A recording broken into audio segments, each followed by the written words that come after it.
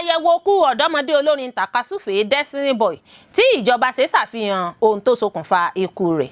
Gbẹ̀san ikú rẹ̀ lórí àwọn tó ṣekú pa ò. Ìyá olóògbé fi àdá lé ọwọ́ ọmọ rẹ̀ tó dolóògbé tí wọ́n gbé sínú pósí láti gbẹ̀san ikú oró tí wọ́n dá. A kì í fárí lẹ́yìn olórí lòwe tí wọ́n máa ń pa, ṣùgbọ́n ọ̀rọ̀ ò rí bẹ́ẹ̀ o. Ní ti ìjọba ìpínlẹ̀ Ọ̀yọ́, gómìnà Mákindé gbé adé àti ọ̀pá àṣẹ fún ọba mẹ́ta tó wà lójú òpó Olúbàdàn, bó tilẹ̀ jẹ́ pé àwọn ọba náà ò sí níbẹ̀. A ò ní gbà ó kí Tinubu nìkan dá dupò ààrẹ. Délé Mọ̀mọ́dù àti Dino yarí fún bí INEC ṣe yọ orúkọ David Mark àti Àrẹgbẹ́ gẹ́gẹ́ bí adarí ẹgbẹ́ òṣèlú ADC. Alága àjọ INEC ti gbàbọ̀dé o, nítorí náà ó gbọ́dọ̀ kọ̀wé fipò sílẹ̀ ni. Àwọn alága lẹ́gbẹ́ òṣèlú ADC ló sọ bẹ́ẹ̀. Lẹ́gbẹ́ òṣèlú APC bá fèsì pé kò sẹ́ni tó kó bá ẹgbẹ́ ADC, fúnra ara wọn ni wọ́n ń ṣera wọn. Olórí Olúwaṣìndáráyọ̀ nínú ayé tèmi ní oníròyìn yìí. Ẹ gbọ́ àtúpalẹ̀ àwọn ìròyìn náà lẹ́kùnrẹ́rẹ́. Ẹ káàbọ̀ sí ìkànnì Drive TV. Fún ìgbà àkọ́kọ́, ẹ gbìyànjú láti like, share, subscribe kẹ́ ẹ lè máa gbádùn wa lóòrèkóòrè. Èsì àyẹ̀wò òkú ọ̀dọ́mọdé olórin tàkasúfèé Destiny Boy tí ìjọba ṣe ṣàfihàn ohun tó ṣokùnfà ikú rẹ̀. Èsì àyẹ̀wò òkú olóògbé gbajúmọ̀ ọ̀dọ́mọdé akọrin Fuji Afeez Adésínà tí ọ̀pọ̀ mọ̀ sí Destiny Boy ti ṣàfihàn nǹkan tó ṣokùnfà ikú rẹ̀.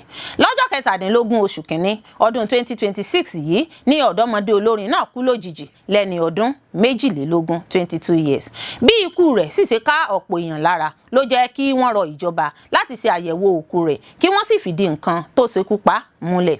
Oríṣiríṣi fídíò ló jáde lórí ìtàkùn ayélujára èyí tó ṣàfihàn bí wọ́n ṣe ń gbé òkú rẹ̀ lọ sí ilé ìgbókùpamọ́sí pẹ̀lú òwú ní imú àti etí rẹ̀. Àwọn kan tiẹ̀ sọ pé ilé babaláwo ló kú sí nítorí òṣólẹ̀ ni ó ṣe, bóyá láti ní òkìkí tàbí láti lówó. Ẹnìkan tó ṣàlàyé nǹkan tó ṣeé ṣe kó pa Destiny Boy nínú fídíò kan níbi tó ti ṣàlàyé pé àìsàn kan tó ń bá ọ̀dọ́mọdé akọrin náà fínra fún ìgbà díẹ̀ kí ó tó gbẹ̀mí rẹ̀. Àwọn ẹbí rẹ̀ náà jẹ́rìí wípé ó ti pẹ́ tí àìsàn kan bíi gìrì ti máa mú. Màmá rẹ̀ Saida sì sọ fún gbogbo èèyàn lórí ìtàkùn ayélujára wípé òun ti wá ìtọ́jú lọ sílé ìwòsàn àti lọ́dọ̀ àwọn oníṣègùn ìbílẹ̀ fún Destiny Boy. Lẹ́yìn ọ̀rẹ̀yìn ní iléeṣẹ́ ọlọ́pàá ìpínlẹ̀ Ògùn kéde wípé àwọn ti mú afurasí kan lórí ikú akọrin Fuji náà.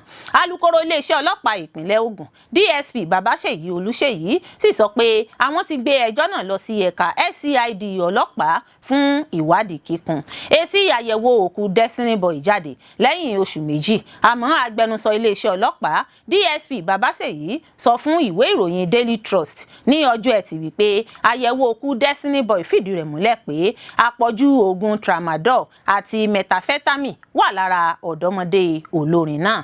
Èsì àyẹ̀wò òkú rẹ̀ gẹ́gẹ́ bí agbẹnusọ iléeṣẹ́ ọlọ́pàá ṣe sọ fìdí rẹ̀ múlẹ̀ pé àpọ̀jù oògùn yìí ló ṣokùnfà ikú Destiny Boy. Destiny Boy bẹ̀rẹ̀ sí ní di ìlú mọ̀ọ́ká lọ́dún 2019 lẹ́yìn tó gbé ẹ̀dà orin Davido tí àkọlé rẹ̀ ń jẹ́ If jáde. Bákan náà ni ó tún ṣe ẹ̀dà orin àwọn akọrin bíi Tekno, Tú Bàbá, Nice àti Small Doctor. Òun ló gbé àwọn orin pẹ̀lú àkọlé Lamba, One Transaction, Gbèsè, $1 billion, Mi ò gbọ́ nǹkan kan àti Low Key jáde. Tí a ò bá gbàgbé, a ó rántí pé Destiny Boy àti ìyàwó rẹ̀ Ìrèmídé bí ọmọ wọn àkọ́kọ́ lóṣù kọkànlá ọdún 2024. Gbẹ̀san ikú rẹ̀ lórí àwọn tó ṣekú pa ọ́. Ìyá olóògbé fi àdá lé ọwọ́ ọmọ rẹ̀ tó dolóògbé tí wọ́n gbé sínú pósí láti gbẹ̀san ikú oró tí wọ́n dá. Abilékọ Favour Ayuba, ìyá tó bí Promise tó dolóògbé, ẹni tó jẹ́ ṣíṣekúpa nípasẹ̀ agbésùnmọ̀mí nílùú Jos nípínlẹ̀ Plateau, ti sọ fún ọmọ rẹ̀ olóògbé láti gbẹ̀san ikú rẹ̀. Nínú fídíò tó gba orí ayélujára kan tó dé sọ́wọ́ àwọn akọ̀ròyìn lọ́jọ́ Ẹtì Friday, obìnrin náà ló ń sọ̀rọ̀ pẹ̀lú ìbànújẹ́ ọkàn tó sì ń sọ wípé òun kò tí ì fi ẹnu òun kan oúnjẹ láti ọjọ́ Àìkú Sunday, ọjọ́ ìsìn Ìmọ̀pẹ tí ìṣẹ̀lẹ̀ ìkọlù náà wáyé èyí tó gba ẹ̀mí ọmọ rẹ̀. Abilékọ Ayuba ni ó jẹ́ rírí nínú fídíò tó gba orí ayélujára kan tó ń sọkún nígbà tó ń di òkú ọmọkùnrin rẹ̀ mú ṣinṣin, ẹni tó ṣe kòńgẹ́ ọta ìbọn àwọn àgbésùnmọ̀mí. Ìṣẹ̀lẹ̀ ìkọlù wàhálà rògbòdìyàn ìpalára nípínlẹ̀ Plateau ọ̀hún ọ̀hún ló wáyé lọ́jọ́ 29 oṣù kẹta ọjọ́ àìkú ìmọ̀pẹ́ lágbègbè Angwan Rukuba níjọba ìbílẹ̀ àríwá Jos níbi tí àwọn agbébọn ti ṣèkọlù sáwọn olùgbé ìlú tí wọ́n sì ṣekú pa ó kéré tán àwọn èèyàn 24 tí ọ̀pọ̀ sì tún farapa. ẹni tó ń sọ̀rọ̀ lédè Haúsá abilékọ Ayuba mú àdá jáde nínú aṣọ funfun tó wé mọ́ èyí tó ti fi pamọ́ sábẹ́ aṣọ rẹ̀. ó sọ fún ọmọ rẹ̀ tó wà nínú pósí pé tó bá fẹ́ kí òun gbàgbé àfi kó gbẹ̀san ikú rẹ̀ ni o. ó ní òun lóyún rẹ̀ fún oṣù 9 ó sì mú ọyàn òun. ó ní ọmọ òun gbàgbọ́ pé yóò gbẹ̀san fún òun. ó ní kó gbẹ̀san fún òun dákun ibikíbi tí wọ́n bá wà lépa wọn kó o sì gbẹ̀san ikú rẹ̀. ìyá ọmọkùnrin tó dolóògbé ló sọ̀rọ̀ jáde bẹ́ẹ̀ tẹ̀dùntẹ̀dùn ọkàn. nínú fídíò náà ni abilékọ náà ti tọ́ka sí ìtàn Gídíónì inú bíbélì ẹni tó lọ sójú ogun tó sì darí padà pẹ̀lú ìṣẹ́gun. ìyá náà ní ọjọ́bọ̀ tọ́sídẹ̀ẹ́ ọ̀sẹ̀ tó kọjá ní ọjọ́ ìbí ọmọ òun. òun sì dúpẹ́ lọ́wọ́ Ọlọ́run. ó ní ọmọ òun kò kí ń fẹ́ràn láti máa rí òun tóun bá ń sunkún. ó ní òun kò ní sunkún fún un. ó ní òun ò tí ì jẹun látọjọ́ àìkú Sunday. ó rawọ́ ẹ̀bẹ̀ sí ọmọ rẹ̀ tó sì ní láti àkókò náà ó ṣèlérí fún ọmọ náà pé òun yóò jẹun. ó ní òun ní ẹ̀bùn fún òun gbàgbọ́ Promise Gídíónì Ayuba ní orúkọ tóun sọ. ó fi kún pé Gídíónì inú bíbélì lọ sójú ogun ó sì darí padà gẹ́gẹ́ bí aṣẹ́gun. gbogbo abiyamọ ayé a ò ní mọ sàárè ọmọ láṣẹ Elédùà ọmọ aráyé ò ní bọ́ bá tọ̀fọ̀ sẹ́nu ọ̀nà wa. a kì í fárí lẹ́yìn olórí lòwe tí wọ́n máa ń pa ṣùgbọ́n ọ̀rọ̀ ò rí bẹ́ẹ̀ o ní tìjọba ìpínlẹ̀ Ọ̀yọ́. gómìnà Mákindé gbé adé àti ọ̀pá àṣẹ fún ọba 3 tó wà lójú òpó Olúbàdàn bó tilẹ̀ jẹ́ pé àwọn ọba náà ò sí níbẹ̀. gómìnà ìpínlẹ̀ Ọ̀yọ́ onímọ̀-ẹ̀rọ Ṣèyí Mákindé ẹni tí igbákejì rẹ̀ amòfin Abdulrahim Adébáyọ̀ Lawal sojú fún ti kéde ìfinijoyè ọba Akeem Mobọ́lájí Adéwọ̀yìn gẹ́gẹ́ bí ẹ̀kẹrin balógun ti ilẹ̀ Ìbàdàn, ọba Oyèkọ́lá Babalọ́lá gẹ́gẹ́ bí ẹ̀karùn Olúbàdàn ti ilẹ̀ Ìbàdàn àti ọba Sarafadeen Abiodun Ali gẹ́gẹ́ bí ẹ̀karùn balógun ti ilẹ̀ Ìbàdàn ní gbọ̀ngàn Màpó nílùú Ìbàdàn. àwọn olóyè gíga mẹ́tẹ̀ẹ̀ta náà ni kò yọjú síbi ètò ìfinijoyè wọn ọ̀hún. ṣé tí ẹ ò bá gbàgbé Olúbàdàn tilẹ̀ Ìbàdàn nínú àtẹ̀jáde tí agbẹnusọ rẹ̀ fi léde ṣàlàyé tẹ́lẹ̀ wípé àwọn èèyàn náà ti sọ fún òun pé àwọn kò tí ì rí àyè lásìkò yìí láti wá gba adé ojú òpó oyè Olúbàdàn. ọ̀sẹ̀ tó kọjá yìí ní ìròyìn sọ pé wọ́n ṣẹ̀ṣẹ̀ fi ìwé tó ń kéde ayẹyẹ ìgbéga sípò ọba náà ránṣẹ́ sí Olúbàdàn ọba Aládọjà. gẹ́gẹ́ bí a ṣe gbọ́ èyí náà sì pẹ̀lú ara ìdí tí àwọn olóyè gíga náà kò ṣe fi gbogbo ara gbà láti yọjú síbi ètò ọ̀hún. àlàkalẹ̀ òfin ìpínlẹ̀ Ọ̀yọ́ lórí oyè jíjẹ ni a tẹ̀lé. igbákejì gómìnà ìpínlẹ̀ Ọ̀yọ́ Abdulrahim Adébáyọ̀ Lawal ṣàlàyé wípé ìgbésẹ̀ gbígba ọ̀pá àṣẹ àti adé ọba wà ní ìbámu pẹ̀lú òfin àti ìlànà oyè jíjẹ nípínlẹ̀ Ọ̀yọ́. Lawal ní ètò tí àwọn ń ṣe náà ló ṣe pàtàkì kí akùdé má bàa bá ìlànà oyè jíjẹ nílùú Ìbàdàn. ó ní ọ̀pọ̀ èèyàn lè máa sọ pé ńṣe ni àwọn fi ọwọ́ òṣèlú bọ̀ ọ́ àmọ́ kò rí bẹ́ẹ̀ rárá. òfin ìpínlẹ̀ Ọ̀yọ́ ni àwọn tẹ̀lé tó fún gómìnà ìpínlẹ̀ Ọ̀yọ́ láṣẹ láti fi ọba jẹ nílùú Ìbàdàn. ìlànà oyè jíjẹ ìlú Ìbàdàn náà sì ṣe pàtàkì fún ìmúgbòòrò àlàáfíà. ó ní ìjọba ìpínlẹ̀ Ọ̀yọ́ yóò tún ṣiṣẹ́ pọ̀ pẹ̀lú gbogbo àwọn orí adé ọrùn ìlẹ̀kẹ̀ nípínlẹ̀ Ọ̀yọ́ kí ìdàgbàsókè lè bá ìpínlẹ̀ Ọ̀yọ́ sí. igbákejì gómìnà ìpínlẹ̀ Ọ̀yọ́ wá rọ àwọn orí adé tuntun náà láti ní ẹ̀mí ìfọkànsìn kí wọ́n sì mójútó ìdàgbàsókè àlàáfíà agbègbè wọn. aṣojú Olúbàdàn tilẹ̀ Ìbàdàn ọba Tajudeen Ajíbọ́lá ó ní òun dúpẹ́ lọ́wọ́ gómìnà ìpínlẹ̀ Ọ̀yọ́ nítorí gbogbo nǹkan tí àwọn olóyè ìlú Ìbàdàn fẹ́ ni ó ń ṣe fún wọn. ọba Ajíbọ́lá ṣàlàyé pé ipò tí àwọn olóyè ìlú Ìbàdàn wà tẹ́lẹ̀ pàápàá jùlọ nígbà ìjọba olóògbé Ọbáfẹ́mi Awólọ́wọ̀ àwọn gómìnà ìpínlẹ̀ Ọ̀yọ́ sẹ́yìn yàtọ̀ sí gómìnà Abíọ́lá Ajímọ̀bí tó mú àtúntò bá oyè jíjẹ nílẹ̀ Ìbàdàn. ọba Odùgàdé ti sọ ṣáájú pé ẹni tí ó bá fẹ́ ṣe òṣèlú kó fi ipò ọba sílẹ̀ ẹni tí ó bá sì fẹ́ ṣe òṣèlú kó fi ọba lẹ̀. òun náà ni olóògbé gómìnà Ajímọ̀bí tẹ̀lé nígbà ìṣèjọba rẹ̀. àwọn ọba tó dé lẹ́yìn ìgbà náà wọ́n gbà wọ́n ní ìmọ̀ràn kí wọ́n má gba òṣèlú láàyè láàrin àwọn lọ́balọ́ba kí wọ́n má bàa ba ìlú jẹ́. ẹni tí ó bá ti jọba ti di gbogbo ìlú kì bá ṣe ẹgbẹ́ òṣèlú APC PDP tàbí ADC ní ṣáájú kí ó tó jọba. Kábíyèsí kò gbọ́dọ̀ fààyè gba òṣèlú láàrin àwọn olóyè rẹ̀. Iṣẹ́ ọba ni láti ran gómìnà lọ́wọ́. Àwọn ọba bíi Elérùwà àti ìlú Èrúwà, ọba Samuel Adégbọlá Ọ̀kẹrẹ̀ ti ìlú Ṣakí, ọba Khalid Oyèníyì Aṣẹ́yìn ti ìlú Ìṣẹ̀yìn, Sefiu Ọláwálé Oyèbọ́lá àti àwọn ọba mìíràn nípìnlẹ̀ Ọ̀yọ́ ló péjú síbi ètò náà. Ṣé ṣáájú ọjọ́ Ẹtì Friday ọjọ́ 3 oṣù kẹrin ọdún 2026 ni gómìnà ìpínlẹ̀ Ọ̀yọ́ Ṣèyí Mákindé ti kéde pé òun yóò gbé adé ọba àti ọ̀pá àṣẹ fún àwọn olóyè gíga ìlú Ìbàdàn 3. Kódà báwọn èèyàn náà kò tilẹ̀ yọjú síbi ayẹyẹ náà rárá. Kọmíṣánná fún ètò ìròyìn nípìnlẹ̀ Ọ̀yọ́ Dọ̀tun Oyèládé ló fìdí èyí múlẹ̀ nínú àtẹ̀jáde tó fi síta lọ́jọ́bọ̀ Thursday.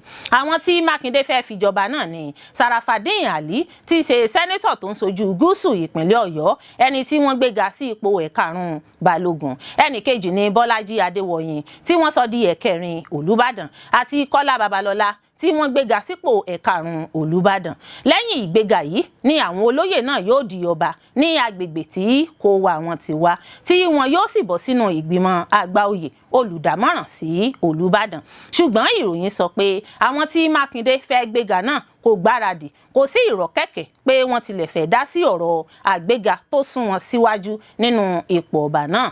Kódà kò sí ẹni tó gbọ́ pé àwọn tí wọ́n fẹ́ gbéga sípò ọba náà kò ní yọjú síbi ayẹyẹ náà rárá. Bẹ́ẹ̀ ni ìròyìn ò sọ pé Olúbàdàn ọba Rashidi Ládọjà gan kò ní sí níbi ayẹyẹ náà. Wọ́n ní nítorí ọba ti gbéra wá sílùú Èkó ṣáájú ayẹyẹ tó fẹ́ wáyé ní gbọ̀ngàn Màpó nílùú Ìbàdàn láago 10 òwúrọ̀ ọjọ́ àbámẹ́ta Sátidé. Ǹjẹ́ ṣé lóòótọ́ ni ètò ìfinijoyè tí wọ́n ṣe náà ní ọwọ́ òṣèlú nínú? Ṣé ọba bíi 12 baálé 40 ni gómìnà Ṣèyí Mákindé ti fi jẹ láti ọdún 2019 tó ti ń bá a bọ̀, èyí tí kọmíṣánná ètò ìròyìn rẹ̀ sọ pé kò ṣẹlẹ̀ rí nínú ìsan oyè jíjẹ ìpínlẹ̀ Ọ̀yọ́. Ṣùgbọ́n èyí tó wáyé lọ́jọ́ Ẹtì Friday yìí ní ọ̀pọ̀ èèyàn sọ pé ó lọ́wọ́ òṣèlú nínú. Èyí rí bẹ́ẹ̀ nítorí sẹ́nẹ́tọ̀ Sarafadeen Ali tí a gbọ́ pé ó ṣeéṣe kí wọ́n fà kalẹ̀ bí olùdíje sípò gómìnà ìpínlẹ̀ Ọ̀yọ́ nínú ẹgbẹ́ òṣèlú PDP ní ọdún 2027. Ṣàdédé ni ìjọba Ṣèyí Mákindé bẹ̀rẹ̀ sí kéde pé sẹ́nẹ́tọ̀ Ali yóò gba adé tí yóò sún síwájú dé ipò Olúbàdàn. Ìbéèrè tí ọ̀pọ̀ èèyàn béèrè lẹ́yìn èyí ni pé ṣé yóò ṣeéṣe fún sẹ́nẹ́tọ̀ Ali láti tẹ̀síwájú nínú ìgbìyànjú láti di gómìnà nígbà tó bá ti gba adé ojú òpó sípò Olúbàdàn tí yóò sì sún síwájú sípò ọba. Bẹ́ẹ̀ lọ̀pọ̀ èèyàn ń sọ pé gómìnà Mákindé mọ̀ọ́mọ̀ fẹ́ yí sẹ́nẹ́tọ̀ náà lágbòdà síná kọjú rẹ̀ sóòrùn alẹ́ ni kó má bàa lè dupò gómìnà ìpínlẹ̀ Ọ̀yọ́. A ò ní gbà ó kí Tinubu nìkan dá dupò ààrẹ. Délé Mọ̀mọ́dù àti Dino yarí fún bí INEC ti yọ orúkọ David Mark àti Arẹ́gbẹ́ gẹ́gẹ́ bí adarí ẹgbẹ́ òṣèlú ADC. Awuyewuye bẹ́ sílẹ̀ lórí bí àjọ elétò ìdìbò INEC ṣe ní àwọn ti tẹ̀lé àṣẹ ilé ẹjọ́ kòtẹ́milọ́rùn èyí tó yọ orúkọ àwọn ìgbìmọ̀ amúṣẹ́ṣe National Working Committee fún ẹgbẹ́ òṣèlú ADC lábẹ́ ìdarí alága wọn David Mark kúrò lójú òpó wọn. Nígbà tó ń sọ èrò tiẹ̀ lórí ọ̀rọ̀ náà, gbajúgbajà akọ̀ròyìn ni Délé Mọ̀mọ́dù sọ pé ìgbésẹ̀ àjọ INEC kò sẹ́yìn èròǹgbà ààrẹ Bọ́lá Tinubu láti rí i pé òun nìkan ni yóò dupò ààrẹ lọ́dún 2027. Mọ̀mọ́dù sọ pé ìgbésẹ̀ àjọ elétò ìdìbò Nàìjíríà náà burú jáì. Ó ní nígbà tí ààrẹ tó wà lórí àlééfà ti dá díje nínú ètò ìdìbò ààrẹ ní ayé ọ̀gágun Sani Abacha tó dolóògbé, láti ìgbà náà ni orílẹ̀-èdè Nàìjíríà ti bàjẹ́ sí i pẹ̀lú, àti ìgbà tí ọ̀gágun Ibrahim Babangida fagilé èsì ìdìbò ààrẹ June 12 èyí tí olóògbé olóyè MKO Abiola jáwé olúborí nínú rẹ̀. Ó ní bí àjọ INEC ṣe sáré fòǹtẹ̀lù igun Nyesom Wike nínú ẹgbẹ́ òṣèlú PDP ti sọ irú àjọ elétò ìdìbò tí INEC jẹ́. Onírúurú aáwọ̀ ló sì ń lọ nínú ẹgbẹ́ òṣèlú APC láwọn ìpínlẹ̀, ṣùgbọ́n INEC kò sọ nǹkan kan nípa rẹ̀. Ó ní ó ya òun lẹ́nu pé APC sì tún bẹ̀rù pẹ̀lú bí wọ́n ṣe fipá mú gbogbo àwọn gómìnà láti darapọ̀ mọ́ wọn. Ní báyìí tí INEC tún ti sọ pé òun kò mọ ẹgbẹ́ òṣèlú ADC, ilé ẹjọ́ nìkan ló lè yanjú ọ̀rọ̀ náà. Mọ̀mọ́dù tóun náà ti fìgbà kan rí jẹ́ olùdíje sípò ààrẹ sọ pé Ọlọ́run sì ju gbogbo ẹ̀dá lọ. Ṣé béèyàn bá dájọ́ tí ò dáadáa, Ọlọ́run ni ó tún dá, àmọ́ ọ̀rọ̀ tó wà nílẹ̀ yìí ilé ẹjọ́ ni ó yanjú rẹ̀. Ìfinijoyè ni Tinubu ń fẹ́, kì í ṣe ètò ìdìbò ló jẹ́ kẹ́rù máa ba òun àti ẹgbẹ́ òṣèlú rẹ̀ APC. Sẹ́nẹ́tọ̀ Dino Melaye ní tiẹ̀ sọ pé báwọn èèkàn nínú ẹgbẹ́ òṣèlú APC ṣe ń darapọ̀ mọ́ ADC ló ń ba APC lẹ́rù. Melaye sọ̀rọ̀ yìí lọ́jọ́bọ̀ Thursday lórí iléeṣẹ́ tẹlifíṣàn Channels TV pé ẹ̀rù ń ba APC torí pé ẹgbẹ́ òṣèlú ADC nìkan lẹ́gbẹ́ alátakò tó fẹ́ figagbága pẹ̀lú rẹ̀ nínú ètò ìdìbò gbogbogbò ọdún 2027. Ó ní wọ́n ti rí bí àwọn èèkàn olóṣèlú ṣe ń darapọ̀ mọ́ ADC láti inú àwọn ẹgbẹ́ òṣèlú míì. Ó ní ìyàlẹ́nu gbáà ló jẹ́ fún òun pé ẹ̀rù sì ń bà wọ́n lẹ́yìn tí wọ́n ti ní gómìnà 22. Ó ní ọ̀rọ̀ ìjọba àwarawa lọ̀rọ̀ tó wà nílẹ̀ kì í ṣe nípa ẹgbẹ́ òṣèlú ADC nìkan. Sẹ́nẹ́tọ̀ Melaye wá sọ pé Tinubu fẹ́ kí wọ́n fòun joyè ni, kò fẹ́ ètò ìdìbò ló fi ń lo àjọ INEC dàbàrú àwọn ẹgbẹ́ òṣèlú alátakò. Ó ní ètò ìfinijoyè ní Tinubu fẹ́ gbé wọ ètò òṣèlú Nàìjíríà kò sì lè ṣeé ṣe nítorí pé ìjọba àwarawa ní Nàìjíríà. Tẹ́ ò bá gbàgbé ẹgbẹ́ òṣèlú ADC yìí ní ibi ìsádi kejì tí àwọn olóṣèlú tí kò fẹ́ darapọ̀ mọ́ APC ń sá sí látìgbà tí rògbòdìyàn ti ń ṣẹlẹ̀ nínú ẹgbẹ́ òṣèlú PDP. Alága àjọ INEC ti gbàbọ̀dé o, nítorí náà ó gbọ́dọ̀ kọ̀wé fipò sílẹ̀ ni. Àwọn àgbàlẹ́gbẹ́ òṣèlú ADC ló sọ bẹ́ẹ̀. Lẹ́gbẹ́ òṣèlú APC bá fèsì pé kò sẹ́ni tó kó bá ẹgbẹ́ ADC, fúnra ara wọn ni wọ́n ń ṣera wọn. Ẹgbẹ́ òṣèlú African Democratic Congress ADC ti pè fún ìyọnípò alága àjọ tó ń rí sí ètò ìdìbò ilẹ̀ Nàìjíríà, ìyẹn Independent National Electoral Commission INEC, ọ̀jọ̀gbọ́n Joas Amupitan. Bákan náà ni wọ́n fẹ̀sùn kan ìjọba àpapọ̀ àti ẹgbẹ́ òṣèlú All Progressives Congress APC pé ńṣe ni wọ́n ń gbèrò láti lo àjọ INEC láti sọ Nàìjíríà di orílẹ̀-èdè ẹlẹ́gbẹ́ òṣèlú kan ṣoṣo ṣáájú ètò ìdìbò gbogbogbò ọdún 2027. Alága ẹgbẹ́ òṣèlú ADC David Mark nígbà tó ń bá àwọn akọ̀ròyìn sọ̀rọ̀ lọ́jọ́bọ̀ Thursday ní Yaradua Center tó wà ní Àbújá sọ pé alága àjọ INEC ti gbàbọ̀dé tó sì ń gbé àwọn ìgbésẹ̀ tí kò tọ̀nà lábẹ́ òfin. Ó ní ẹgbẹ́ òṣèlú ADC kò ní ìgbàgbọ́ nínú alága àjọ náà Amupitan láti ṣètò ìdìbò tí kò ní ẹ̀jà ń bákan nínú níbi ètò ìdìbò tó ń bọ̀ pẹ̀lú bí wọ́n ṣe ti ń farasin sí ẹgbẹ́ òṣèlú APC. Mark bu ẹnu àtẹ́lu ìgbésẹ̀ INEC lórí bí wọ́n ṣe yọ orúkọ rẹ̀ àti Rauf Arẹ́gbẹ́ṣọlá kúrò lójú òpó wọn gẹ́gẹ́ bí alága àti akọ̀wé ẹgbẹ́ náà jẹ́ ohun tí kò bá òfin mu tó sì jẹ́ ìdúnkokò sí ìjọba àwarawa Nàìjíríà. Ó sọ pé ohun tó fojú hàn tí ìjọba ń ṣe ní láti rí i pé kò sí olùdíje sípò ààrẹ láti ẹgbẹ́ òṣèlú kankan yàtọ̀ sí ààrẹ Bọ́lá Ahmed Tinubu pẹ̀lú gbogbo ìnira táwọn ọmọ Nàìjíríà ń kojú lásìkò yìí. Ó fi kún pé kò sí àní-àní nípa àwọn tó jẹ́ aláṣẹ ẹgbẹ́ òṣèlú ADC nítorí àwọn máa ṣe àpérò ẹgbẹ́ òṣèlú àwọn láti yan àwọn adarí tuntun fún ẹgbẹ́ náà ní ọjọ́ 29 oṣù keje ọdún 2025. Ó ní àwọn pe INEC láti mójútó àpérò náà nígbà náà, èyí tó mú kí INEC fi orúkọ òun àti ti Arẹ́gbẹ́ṣọlá sójú òpó wọn gẹ́gẹ́ bí alága àti akọ̀wé ẹgbẹ́ òṣèlú ADC. Ó tẹ̀síwájú pé bí INEC ṣe tú ìdájọ́ ilé ẹjọ́ kòtẹ́milọ́rùn tí wọ́n ní ó ṣokùnfà ìdí tí àwọn fi yọ orúkọ wọn kúrò lójú òpó wọn kò tọ̀nà àti pé wọ́n fẹ́ mọ̀ọ́mọ̀ fẹ́ jẹ́ kí ẹgbẹ́ náà wà láìní àdarí kankan ni. Alága ADC náà kọminú pé ìgbésẹ̀ INEC kò fẹ́ kí àwọn kópa níbi ètò ìdìbò sípò gómìnà tó máa wáyé nípínlẹ̀ Èkìtì àti Oǹdó tó máa wáyé ní ọdún yìí ni wọ́n sì gbé ìgbésẹ̀ náà. Ó ní ẹni tó ní ẹjọ́ tí INEC gba ìdájọ́ lórí rẹ̀ wọlé, ìyẹn Nafiu Bala, ti kọ̀wé fipò rẹ̀ sílẹ̀ gẹ́gẹ́ bí igbákejì alága ẹgbẹ́ ṣáájú kí wọ́n tó dìbò yan àwọn, èyí tí àwọn sì ti fi lẹ́tà tó fi kọ̀wé fipò sílẹ̀ ránṣẹ́ sí àjọ INEC láti ọjọ́ 12 oṣù kẹjọ ọdún 2025. Ó wòye pé Bàálá mọ̀ wípé wọ́n ti yan àwọn adarí míì fún ẹgbẹ́ ADC kó tó gba ilé ẹjọ́ lọ láti máa fẹ̀sùn kàn pé òun ni alága ẹgbẹ́ náà tọ́ sí.